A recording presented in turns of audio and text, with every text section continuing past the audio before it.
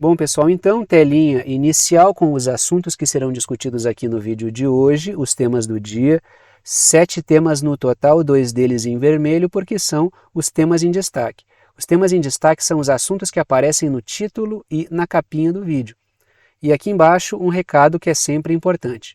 A minutagem permite que você selecione na linha do tempo o tema que quer assistir, de forma que vocês podem assistir ao vídeo inteiro ou apenas aqueles assuntos que forem do interesse de vocês. E sem mais delongas, a gente parte para o primeiro tema, que é o seguinte. Lá na parte superior da tela, dentro daquela caixinha preta, eu coloco o seguinte título: A OTAN admite a sua culpa pela guerra na Ucrânia. E aqui não é que o Stoltenberg, que é esse senhor que aparece aí na foto, decidiu acordar num certo dia porque foi assaltado por um surto de honestidade e decidiu falar a verdade.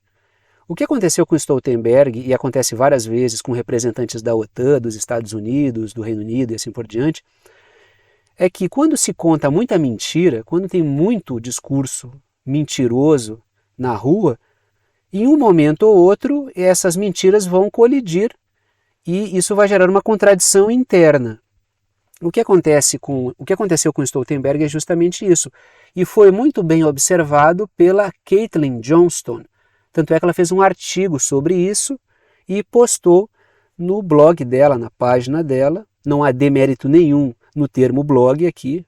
Boa parte dos blogs independentes ou alternativos, dos trabalhos alternativos, são muito mais qualificados do que a mídia dita profissional, do que a mídia corporativa.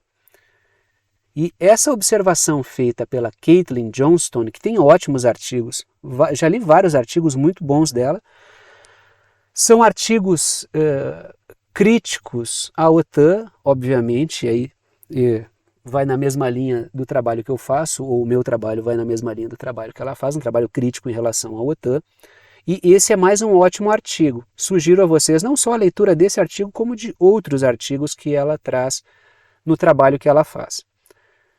Trago aí um recorte do artigo dela com título e subtítulo. Chefe da OTAN, no caso o Stoltenberg, secretário-geral da OTAN, admite abertamente que a Rússia invadiu a Ucrânia por causa da expansão da OTAN. Ou seja, não foi uma iniciativa imperialista russa, como a mídia corporativa vende e como a própria OTAN vende. Ou seja, vemos aqui o Stoltenberg, secretário-geral da OTAN, sendo pego no contrapé. Isso aqui é uma contradição. Porque, ora, se é um projeto de expansão russa, como é que o cara me diz abertamente, como diz a Caitlin Johnston, que foi uma resposta da Rússia à expansão da OTAN? Ou é uma iniciativa ou é uma resposta. Ela continua. Quando os criadores de narrativas oficiais e autorizados reconhecem estas coisas, está tudo bem. Mas quando seres humanos normais o fazem, é desinformação do Kremlin. Então é justamente isso. Todas as pessoas que tentam fazer um trabalho crítico em relação à OTAN, todos são rotulados como um agente do Kremlin. Dicas de passagem, não só as pessoas que abordam temas geopolíticos, abordam a guerra na Ucrânia, como figuras do mundo artístico. O próprio Roger Waters foi classificado como, dentro dos Estados Unidos, como uma espécie de neonazi, né, um defensor do fascismo. E, em termos internacionais, shows foram cancelados, já discuti com vocês aqui, inclusive, isso. E o cara foi associado à desinformação russa, porque ele é um crítico do projeto da OTAN. Trago aí 2 pontos para a gente falar a respeito desse assunto. Começo pelas letras vermelhas ali, pelas letrinhas vermelhas.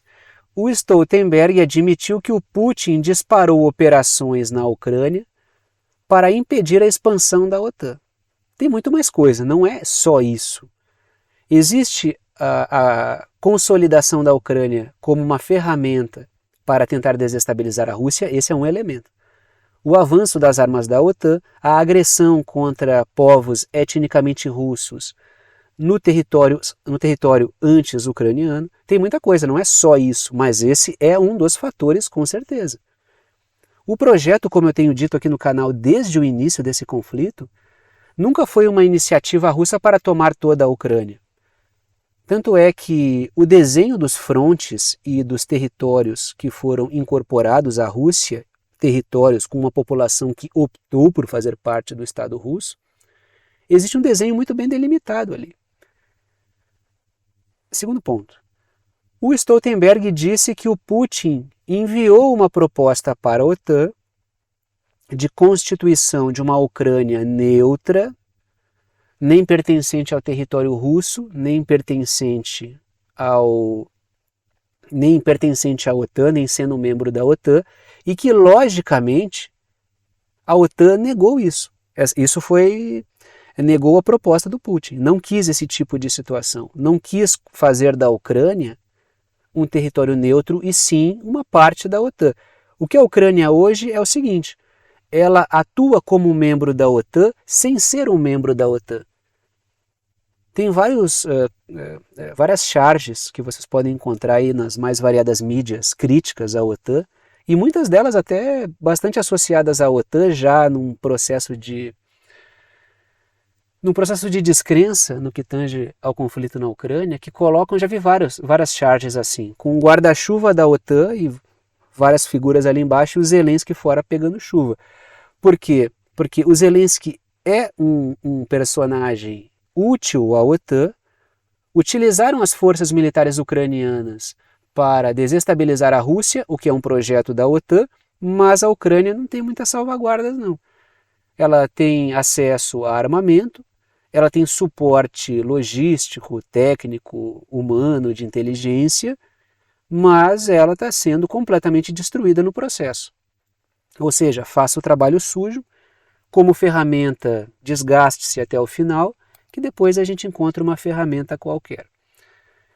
Continuo aí na discussão, trago 3 pontos e começo no mesmo assunto ainda, começo pelas letrinhas azuis. A admissão do Stoltenberg, do secretário-geral da OTAN, destrói a tese defendida pela mídia a respeito de um tal imperialismo russo, porque, ora, se a Rússia está respondendo a uma iniciativa da OTAN, iniciativa óbvia, e que inclusive, até já discuti com vocês aqui no canal, artigos de centros de estudos ligados à OTAN, como é o caso do Conselho de Relações Exteriores, que é base para a revista Foreign Affairs, já vi artigos que esse é um centro de estudos que fica nos Estados Unidos, mas é historicamente ligado às oligarquias britânicas. Admitindo que existe uma grande responsabilidade da OTAN pela conduta que o Vladimir Putin tem em relação à própria OTAN, porque a conduta da OTAN foi hostil. O Vladimir Putin está apenas respondendo a essa hostilidade. Por quê? Porque quando acabou a Guerra Fria, aquele discurso de a OTAN existe para defender a Europa da expansão soviética, de um regime antidemocrático, para defender as democracias na Europa, blá blá blá, blá blá blá, blá blá blá. O que deveria ter acontecido com a OTAN? Ela deveria ter estabilizado ou, o mais corretamente, deveria ter desaparecido, já que a função dela estava ali praticamente acabada, segundo ela própria. Não estou dizendo que a função dela era essa, estou dizendo que é a função que ela própria se dava formalmente. Agora, ao invés disso, ela continuou expandindo, inclusive anexando, trazendo para dentro da OTAN países que antes faziam parte do Pacto de Varsóvia, que era o grupo ligado à União Soviética no contexto da Guerra Fria. Inclusive eu pintei de laranja aí, alguns não são todos que fizeram parte do Pacto de Varsóvia, tá? Só pintei aí o que, segundo o Stoltenberg, estava em outra proposta do Vladimir Putin, tá ali que é o que eu coloco nas letrinhas verdes. O Putin também teria proposto a redução do armamento de membros da OTAN que ingressaram na organização após 1997. Tem a Finlândia aí e tal, mas a proposta do Putin, que também a Finlândia hoje é membro da OTAN, no momento em que o Putin fez essa proposta, a Finlândia ainda não era, ela entrou depois. Só que essa proposta do Putin diz respeito a quê? Desarmar, reduzir a quantidade de armamentos em países membros da OTAN mais próximos à Rússia. Muitos deles que faziam parte do Pacto de Varsóvia. Ou seja, criar uma zona, digamos assim, pacificada, se não neutra, já que são membros da OTAN, pelo menos com uma quantidade menor de armamentos. O que o Putin propôs foi um outro status para países do leste europeu, ou seja, na Europa Central e Ocidental, armado até os dentes, façam o que quiserem, e nessa porção aí, uma quantidade menor de armamentos para ter uma zona um pouco mais pacificada, e a Ucrânia como uma zona neutra. Essa proposta do Vladimir Putin também não foi aceita. O que o Stoltenberg entregou nessa entrevista que ele deu foi que aquilo que nós temos discutido aqui desde que esse conflito começou, que é a responsabilidade da OTAN pelo conflito. Não é que ele chamou uma coletiva e admitiu, mas mesmo não sendo intencional, essa verdade que ele traz aí, que é uma verdade, ela entrega a responsabilidade, é uma admissão. Entra em contradição com coisas que a própria OTAN diz e que ele próprio diz. Letrinhas vermelhas. O chefe da OTAN admitiu isso ao celebrar a Finlândia e a Suécia na OTAN. O que foi acelerado, a entrada da Finlândia e da Suécia, que ainda falta formalizar totalmente, o que foi acelerado pelo conflito na Ucrânia. Ou seja, a OTAN criou o caos a partir da Ucrânia para trazer mais membros para dentro da OTAN. Então o projeto continua. É um projeto expansionista. Quando eu falo aqui que a OTAN, se a Rússia não fizesse nada, daqui a pouco estava colocando mísseis debaixo da cama do Vladimir Putin, isso é uma verdade. O próprio Stoltenberg está falando, está celebrando a expansão da OTAN. Está dizendo que a Rússia só começou operações especiais militares na Ucrânia por uma iniciativa da OTAN, como uma resposta. A tese de que a Rússia não foi provocada a fazer isso escoa pelo ralo. Ela foi provocada. Observando todas as matérias e todas as falas do governo russo antes do conflito, o governo russo traçou várias linhas vermelhas, que foram cruzadas. Aí vai chegar, claro, tem sempre os robozinhos da OTAN aí, né? Na rede que não, mas não é isso que ele quis dizer. Tem o famoso foi tirado de contexto, né? Hoje tiraram de contexto, claro, existe muitas falas que são tiradas de contexto e existem outras que não existem contextos possíveis para aquela fala fazer outro sentido, entendeu? Essa do Stoltenberg é uma delas. Já que eu estou falando desse assunto, deixa eu continuar falando de OTAN e de membros pós-1997, porque é a Romênia, tá? Eu aproveito esse ensejo para colocar essa notícia aí, que não está ligado ao Stoltenberg, mas está ligado ao conflito na Ucrânia e à OTAN. Tanto é que eu coloco ali nas letrinhas azuis. E por falar em membros que entraram na OTAN após 1997, olhem essa matéria aqui. Não há risco de que a Romênia, membro da OTAN, seja arrastada para a guerra, diz um alto funcionário, que na verdade é o vice-chefe da OTAN, que é romeno, se eu não me engano. Agora até não coloquei o nome do cara aqui. E o que ele coloca é o seguinte, ele desmente a tese da mídia corporativa. Se vocês ligarem na mídia televisiva, eu sei porque eu vi isso na mídia televisiva, já falei para vocês, tenho a prática insalubre de comer assistindo a mídia corporativa, o que gera náuseas. Muitas vezes eu perco a fome, eu vou dizer para vocês assim, eu estou assistindo e eu fico com tanta raiva da forma como os caras abordam, da maneira distorcida e mentirosa, mas assim, eu tenho que saber o que está rolando ali, até porque eu trabalho discutindo temas geopolíticos e é importante saber de que maneira a coisa está sendo deformada para a gente poder tentar, dentro do possível, desfazer essa merda toda, me perdoem a expressão. Mas uma das teses que eu vi ali é de que a Romênia estava em vias de chamar a Rússia para conversa porque a Rússia estava atacando a Romênia também. Isso não é verdade. Desde o início, desde o primeiro momento em que foram encontrados esses fragmentos de drone russo no lado romeno, que fica próximo a uma zona ucraniana, já que fica na fronteira no rio Danúbio, uma zona ucraniana que está sendo atacada pela Rússia, desde um primeiro momento eu falei com vocês aqui no canal e eu trouxe inclusive matérias que apontavam o posicionamento do governo romeno dizendo não existem indícios de que a Rússia tenha tido o interesse de atacar o nosso território. E a mídia corporativa martelando. Claro, eles vão lá e pinçam uma fala de um político romeno mais inflamado, mais anti-Rússia, e é lógico que... Imaginem você se a gente vai tomar a posição do Estado brasileiro por um outro aloprado que tenha no Congresso brasileiro. Né? Imaginem vocês que bagunça que seria.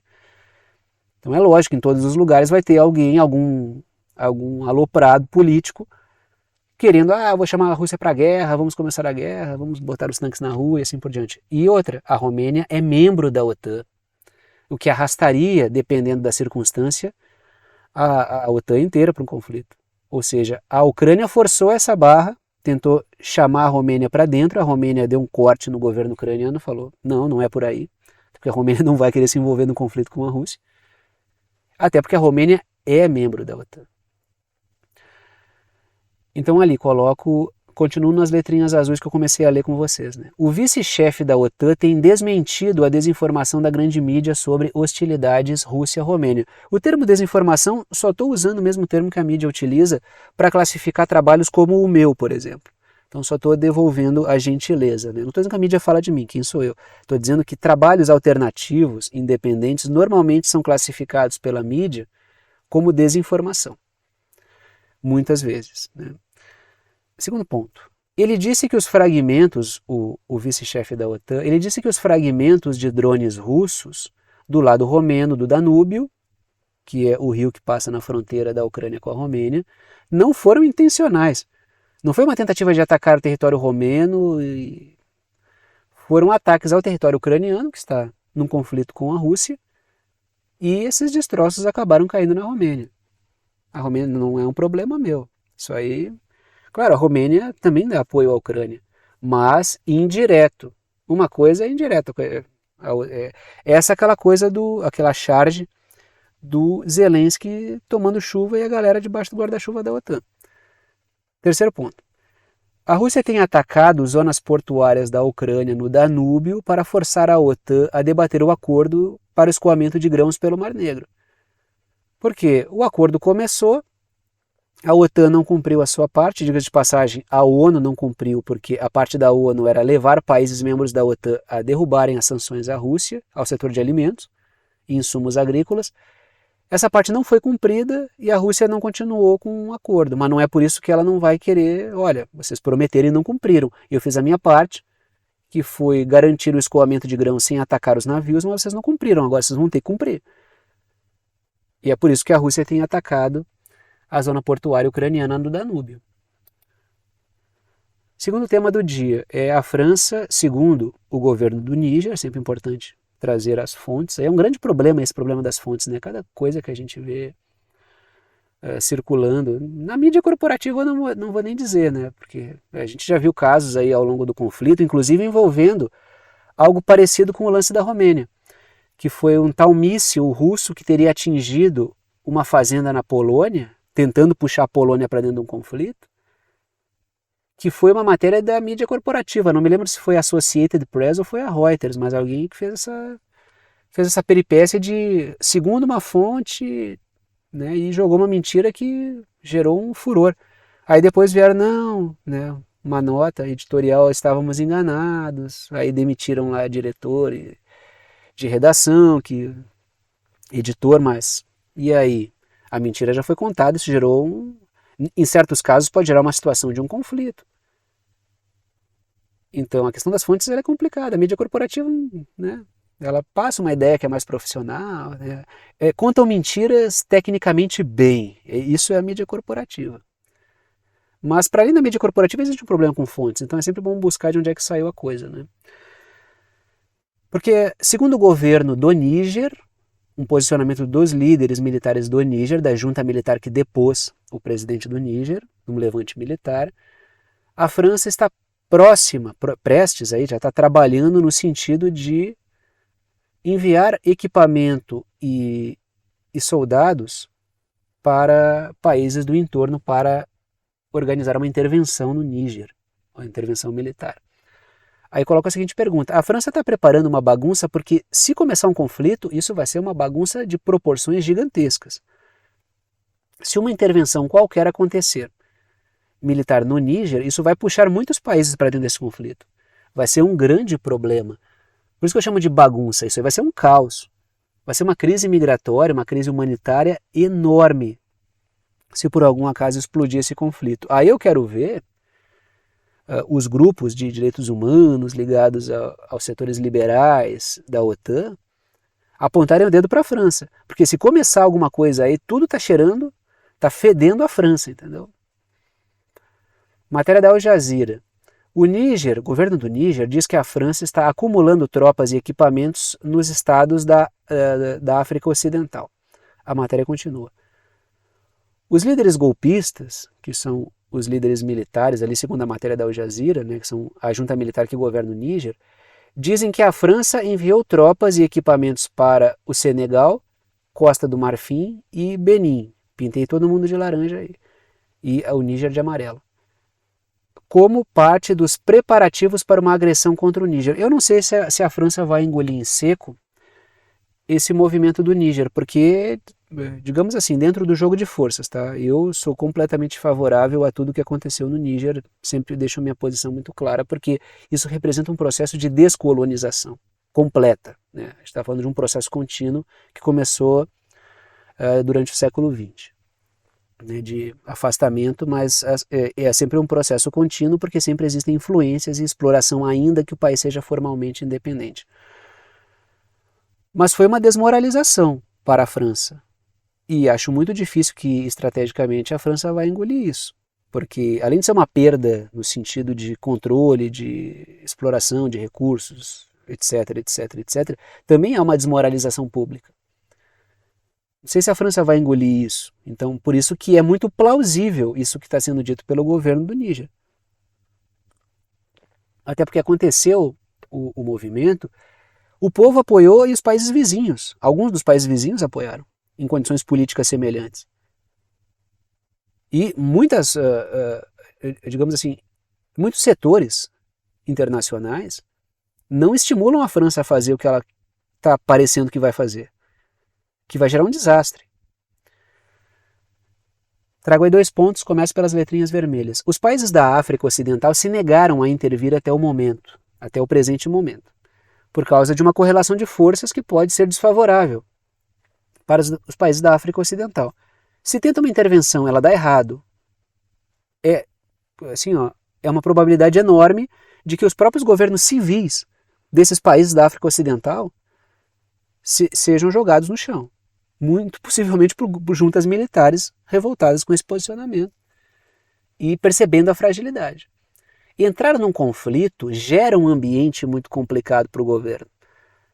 Gera um ambiente de... Tanto é que muita revolução aconteceu aproveitando cenários de guerra. Vocês podem perceber a quantidade de revoluções que acontecem, de processos de derrubada de governo, de mudanças dentro de um país, por causa de um ambiente de guerra.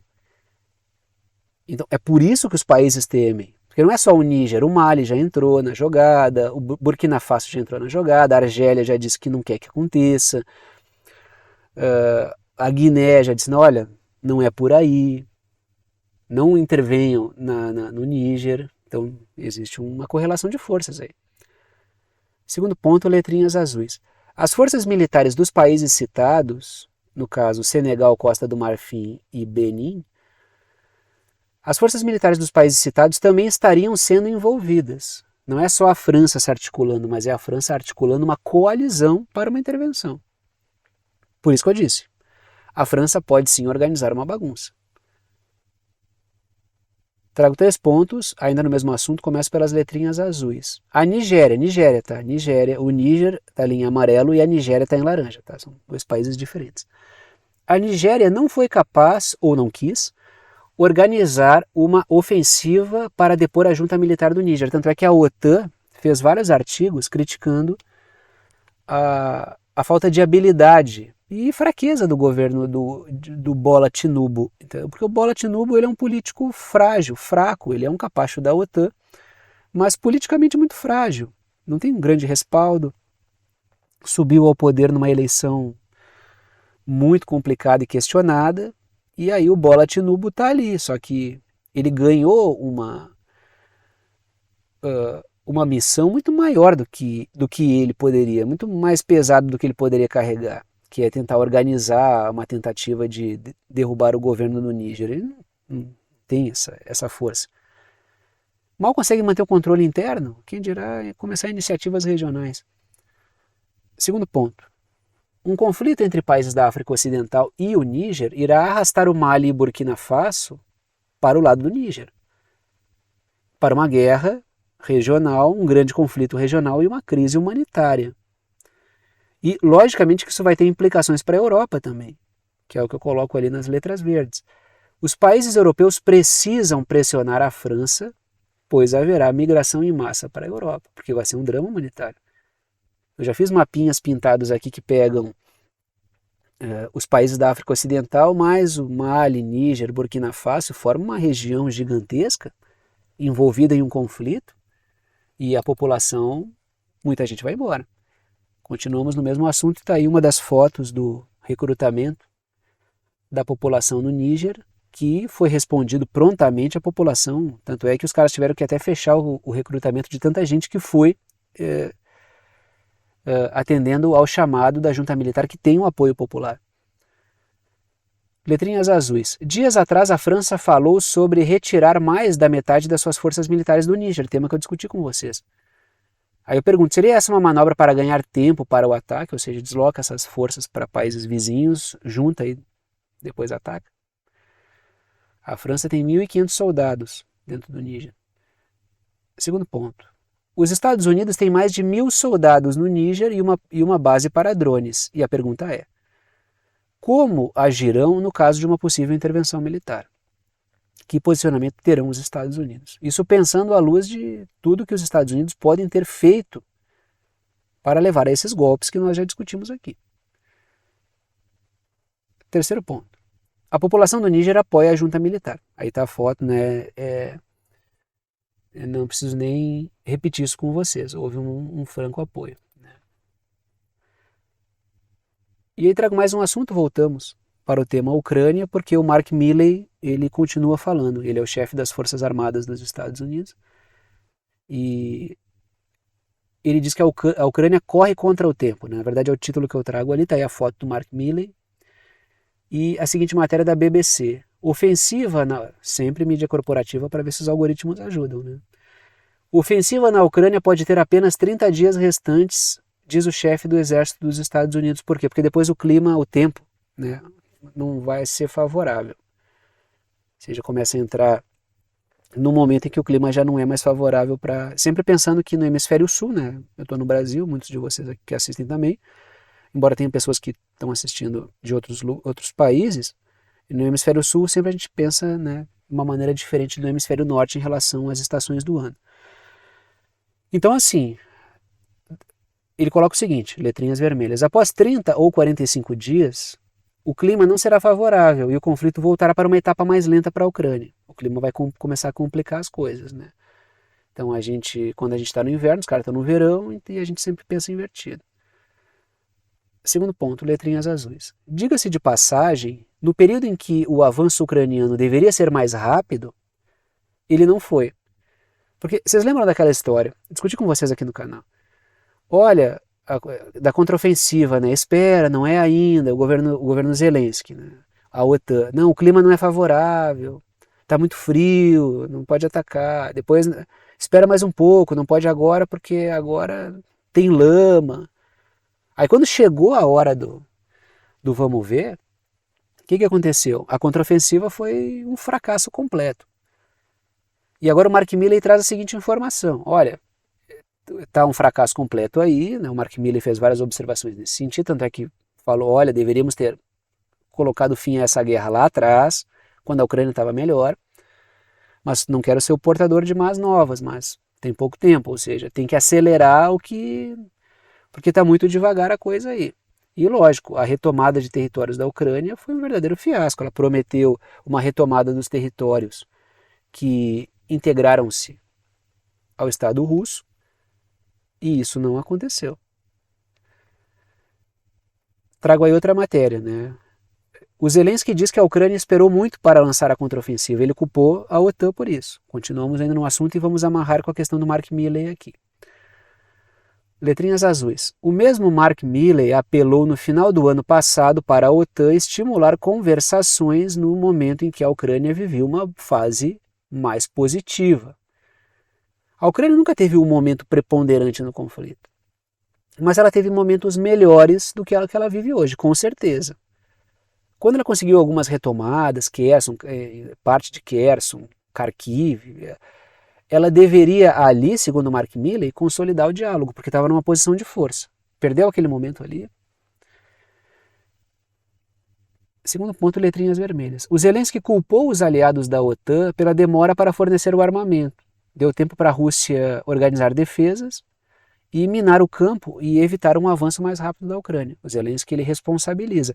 Ele fala isso, claro, agradeça aos Estados Unidos, ao Canadá, não sei o que, não sei o que. Agradeça a todo mundo. Só que deveriam ter mandado mais rápido, porque aí teria tido um resultado mais efetivo. Claro, o Zelensky também defende a posição dele de fantoche, entendeu? Por quê? Porque ele tem que mostrar resultado, e ele não está mostrando. Então ele responde dizendo, eu não mostro mais resultado porque vocês não me deram as ferramentas. Que é um jogo político. O Zelensky, como qualquer político, ele só tem validade para forças poderosas na medida em que ele tem apelo político. Quando ele perde essa capacidade, ele perde a sua posição de ferramenta e aí tem um descarte, que é o que ele não quer. Terceiro ponto. Os Estados Unidos se revelaram decepcionados com o fato da Ucrânia evitar perdas de vidas de soldados. Porque a Ucrânia tem se recusado, porque olhem o seguinte, se a Ucrânia continuar perdendo equipamentos e militares com a velocidade que vinha perdendo quando tentou acelerar a contraofensiva, ela pode perder tanto o controle da coisa e a maré virar tão contra que ela pode se desintegrar completamente. Então o governo ucraniano está tomando um pouco mais de cuidado nesse sentido para não perder o pouco que ainda tem.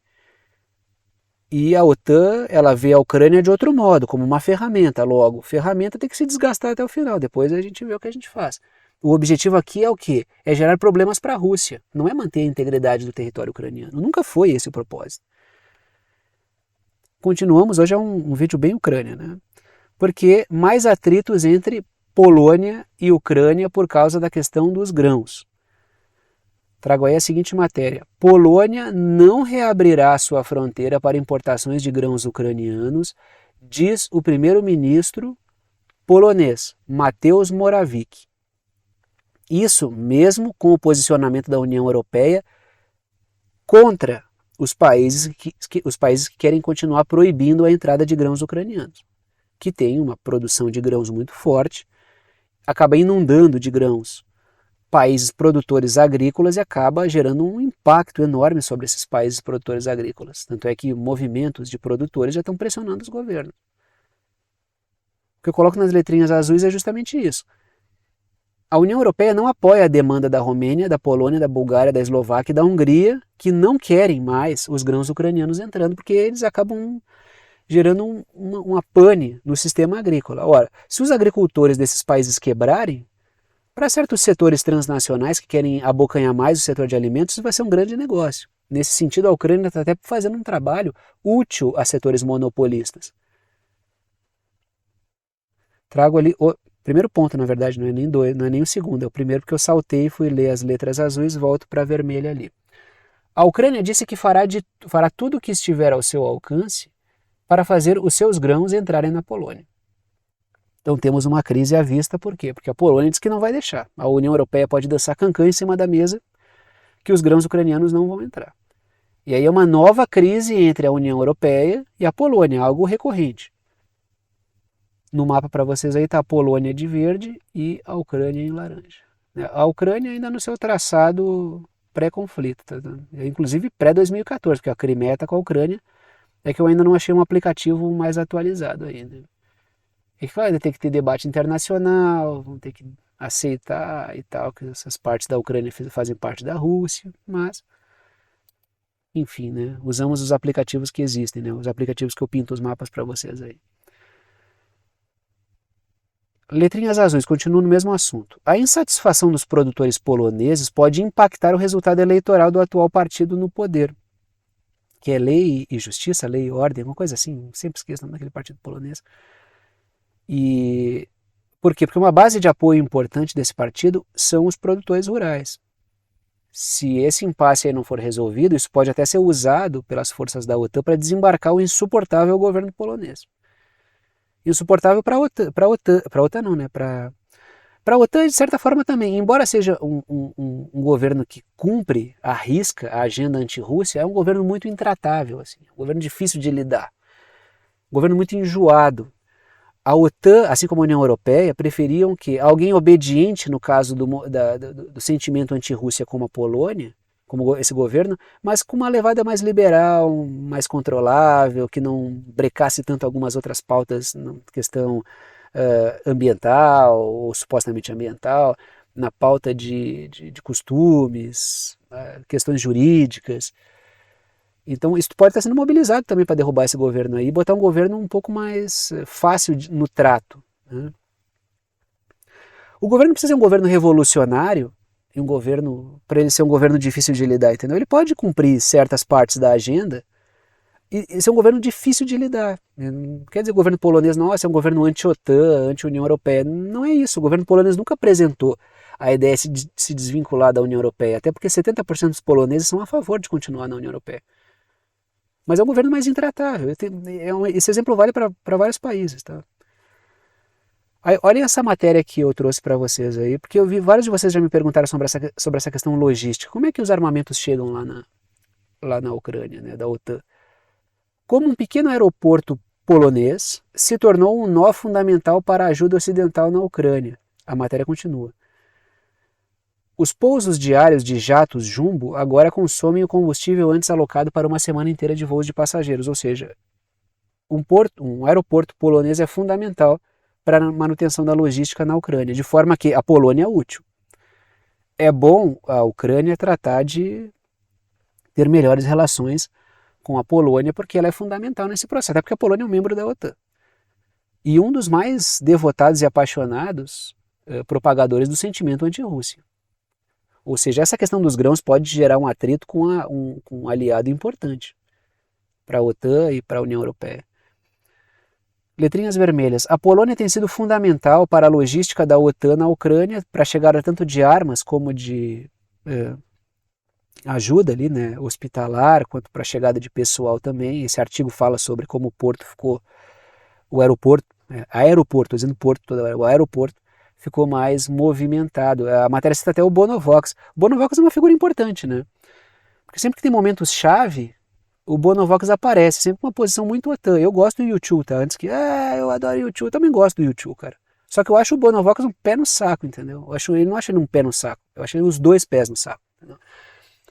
E ele é uma figura que ele sempre faz um humanitarismo ao gosto da OTAN. Tá? Repito, eu gosto do YouTube, tá? Tenho discos do YouTube. Mas o Bonovox e o posicionamento político dele é muito complicado, né? Terceiro ponto. O aeroporto fica a apenas 80 quilômetros e esse texto cita até que o Bonovox desceu lá no aeroporto, provavelmente para fazer alguma demagogia pró-Ucrânia, né? Letras verdes. O aeroporto fica a apenas 80 quilômetros da fronteira com a Ucrânia. As armas vão por terra da Polônia até a Ucrânia, que chegam por esse porto aí. E aí o tema que a mídia tem explorado bastante, com um certo pânico, já vou falar de novo sobre isso, né? Acho que é o segundo ou terceiro dia seguido que eu falo sobre isso aqui no canal, que é o encontro entre o Kim Jong-un, líder da Coreia do Norte, e o Vladimir Putin, que é o líder político da Rússia. O encontro assusta os Estados Unidos, tanto que trago a seguinte matéria da Al Jazeera. Os Estados Unidos ameaçam sanções se a Coreia do Norte, tá? Eu falei Coreia do Sul? Não, Coreia do Norte, tá? Se eu tiver falado Coreia do Sul, me perdoe, é Coreia do Norte. Se a Coreia do Norte vender armas à Rússia, a matéria continua. A administração Biden diz que Vladimir Putin está implorando a Kim Jong-un para armas devido aos fracassos na invasão da Ucrânia. Isso é o discurso que os Estados Unidos têm utilizado para se referir a essa procura do governo russo que está desesperado por armas. O que a gente vê nas discussões que a gente tem feito aqui é justamente o oposto, tá? A gente tem visto que a OTAN tem tido problemas logísticos, ela própria admite. Tanto é que a questão de munição está complicada, tanto é que está mandando até bomba de fragmentação para tentar não comprometer muito seus estoques dos países membros.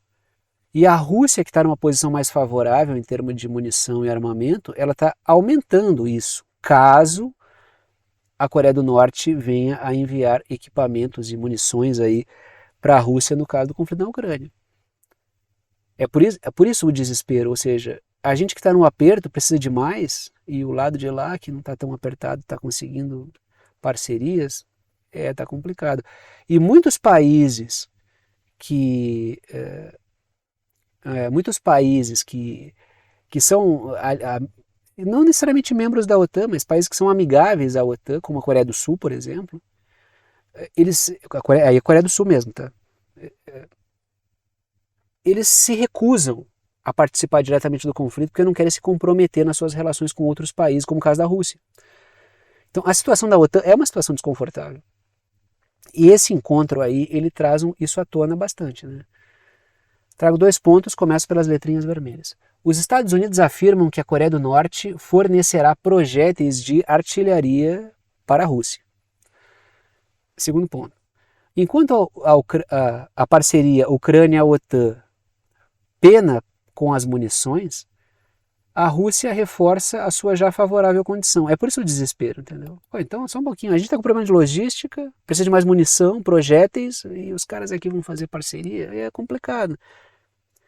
Por isso o desespero dos Estados Unidos de tentar sancionar ainda mais quem já está completamente sancionado. Eu não sei o que eles vão sancionar da Coreia do Norte agora, né? Continuamos nesse assunto, está aí o Vladimir Putin e o Kim Jong-un. A Rússia pode ser um mercado para a indústria bélica da Coreia do Norte e assim como pode fortalecer o arsenal do Kim Jong-un com tecnologia russa. Já falei sobre isso aqui, só estou repetindo em vídeos anteriores, né? Segundo ponto. Além disso, a Rússia equilibrará as forças na Península Coreana após o assédio nuclear dos Estados Unidos, digamos assim, pressionando a Coreia do Norte com submarino nuclear e tudo. A Rússia, como uma potência nuclear, pode ser um contrapeso. A Coreia do Norte tem armamento nuclear, mas a Rússia tem mais tecnologia, tem uma quantidade infinitamente maior de armamento nuclear e pode ser um contrapeso aos Estados Unidos. Terceiro ponto. Os Estados Unidos prometem sancionar ainda mais a Coreia do Norte caso venda armas à Rússia. Não sei o que pode sancionar mais, né? Teria que ver, né? O que pode ser, que tipo de sanção pode piorar o quadro de tentativa de isolar a Coreia do Norte. E aí mais um tema, o megaprojeto da Índia, que eu discuti com vocês aqui recentemente, ele incomodou o Erdogan, porque ele contorna a Turquia. E é engraçado que esse projeto indiano, ele acertou o orgulho turco naquilo que, num dos elementos que é mais importantes, assim, digamos, da posição geográfica da Turquia, que é ser essa coisa com um pé no leste e um pé no oeste, entendeu? Uma transição Ásia-Europa. E aí os caras contornam a Turquia. Isso aí me parece que feriu não só o orgulho, mas feriu os projetos concretos do Erdogan para o Oriente Médio, para o Golfo Pérsico. Olhem aí, eu trago o seguinte título: a Turquia discorda do megaprojeto da Índia. Trago a seguinte matéria: o presidente da Turquia, que é o Erdogan, ele se opõe ao corredor comercial que contorna a Turquia, que é aquele projeto que parte da Índia, conecta com países do Golfo Pérsico, dribla a Turquia e parte pelo Mediterrâneo, entra pela Itália e ganha a União Europeia. Então essa mega parceria contornou a Turquia e isso ofendeu a Turquia, porque contornar a Turquia é anular aquilo que lhe dá uma posição favorável, a questão da posição geográfica ali, e esse contorno incomodou muito o Erdogan. Trago aí tá aí a parceria que o Erdogan coloca, tá? Pintei a Turquia e o Iraque, porque o Erdogan tem um projeto de conexão com o Golfo Pérsico, coloquei até a setinha vermelha ali, que envolve o Iraque, e esse projeto indiano contorna. E a OTAN apoiou, super apoiou. E a Turquia é um membro da OTAN. Trago aí 2 pontos, começo pelas letrinhas vermelhas. O corredor da Índia conectará o país ao Golfo Pérsico e depois à Europa. Uma mega conexão, como eu já discuti com vocês aqui. Segundo ponto. A Turquia tem um projeto de conexão com o Golfo Pérsico através do Iraque. E aí temos projetos concorrentes. E aí o Erdogan, que é esse cara que aparece na foto, ele gritou. Por quê?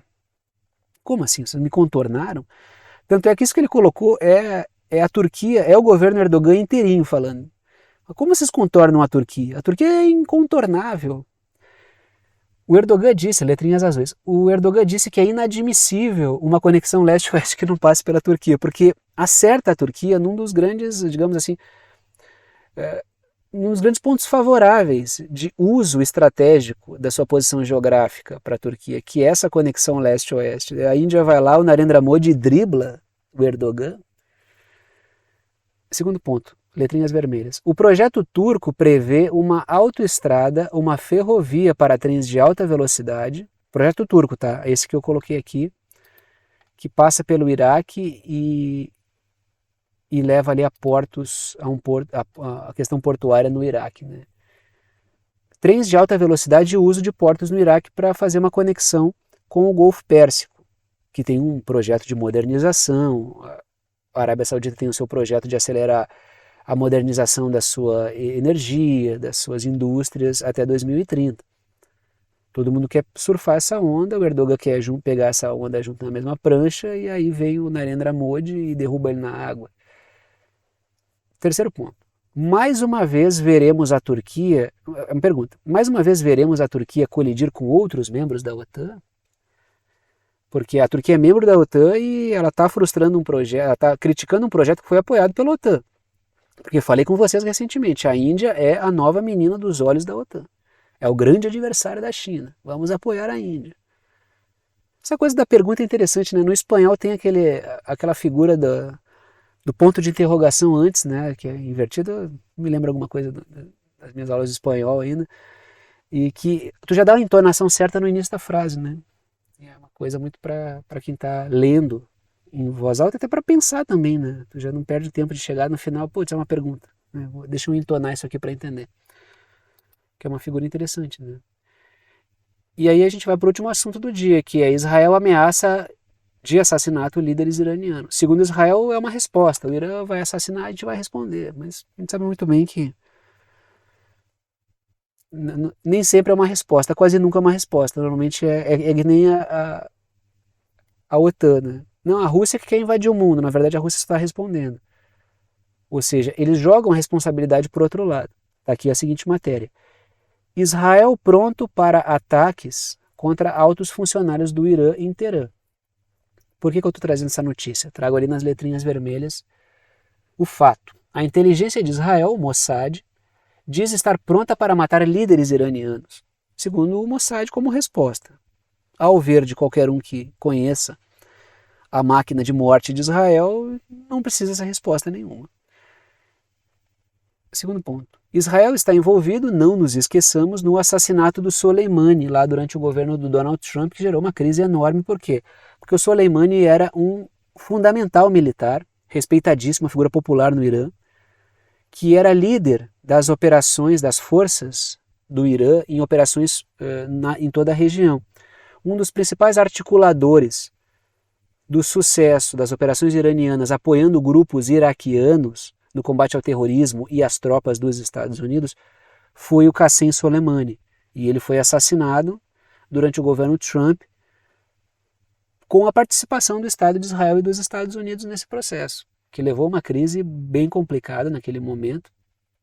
E porque o cara foi assassinado, acho que foi um drone kamikaze, né, que explodiu, eu não me recordo exatamente como é que ele foi assassinado ali, né? Eu acho que foi um drone, né, que atingiu e acabou matando ele e outras pessoas. Mas ele foi assassinado no Iraque, se não me engano, inclusive, que gerou uma crise ali e teve participação do Estado de Israel. Agora Israel vem e fala, não, a gente vai continuar matando lideranças iranianas. E aí chegamos ao momento final do vídeo, que é o momento de passar o chapéu, o momento de pedir o apoio financeiro para os que podem apoiar e para os que querem apoiar, para aqueles que veem que o canal é importante para a formação da sua compreensão de temas internacionais. Apenas os anúncios que aparecem ao longo dos vídeos, as propagandas, não garantem a existência do canal. Seria muito complicado para mim depender apenas desses anúncios que aparecem, não seria viável, tá? Não seria viável. depender apenas da receita das propagandas. O que mantém o canal, a possibilidade de eu fazer vídeos de segunda a sexta-feira, vídeos diários, com vários assuntos, com uma dedicação, que tem o tempo, não é só o tempo do vídeo que eu faço, tem um tempo muito maior, eu gasto muito mais tempo, isso nem se compara, estudando os assuntos, pesquisando os assuntos, montando as imagens, as telas aqui, do que propriamente falando, que eu gravo um vídeo conversando com vocês, fazendo o que eu sempre fiz na minha vida. Agora, o tempo de pesquisa, ele é muito maior. Então isso envolve uma dedicação, e eu sou imensamente grato, porque o que mantém efetivamente isso são os apoiadores. É o apoio de alguns de vocês que mantém o trabalho funcionando, e eu sou imensamente grato pelo apoio, que me permite fazer esse trabalho que eu gosto bastante, e também pela confiança de vocês nesse trabalho. Trago aí 3 formas de apoio, não estão em ordem de importância, todas as 3 formas são muito bem-vindas. Em qualquer uma das formas vocês escolhem com quanto vão apoiar, é uma ajuda solidária, não estabeleço valor nenhum, nem posso, nem quero, né, porque é uma ajuda solidária, fica a cargo de vocês decidir com quanto apoiam. A primeira forma de apoio é através do boleto bancário ou cartão de crédito pela plataforma Apoia-se. Pela plataforma Apoia-se, que é uma plataforma de apoio virtual, tá aí o site do Apoia-se. Sempre com o valor que vocês quiserem, tá? Segunda forma de apoio é pelo Pix. Tá aí a chave Pix, que é uma chave de e-mail. Tem gente que coloca o número do CPF, número do CNPJ, número do telefone como chave Pix. Eu coloco um e-mail que é pixverdadeconcreta@gmail.com. Se vocês digitarem pixverdadeconcreta@gmail.com lá na chave Pix, vai aparecer o meu nome, que é Thiago, e vocês podem fazer a doação no valor que vocês quiserem.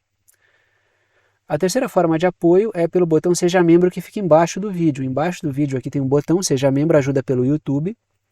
Tem faixas de valor ali para vocês escolherem qual vocês querem, porque a rede exige que eu coloque faixas de valor. E aí vocês decidem com qual valor ajudam. É uma ajuda mensal aqui pelo YouTube. Todas as 3 formas são bem-vindas e, repito, sou muito grato a todos que apoiam. São vocês que garantem a existência desse trabalho com essa periodicidade aqui. Dito isso, então, vou parando por aqui e tchau para vocês.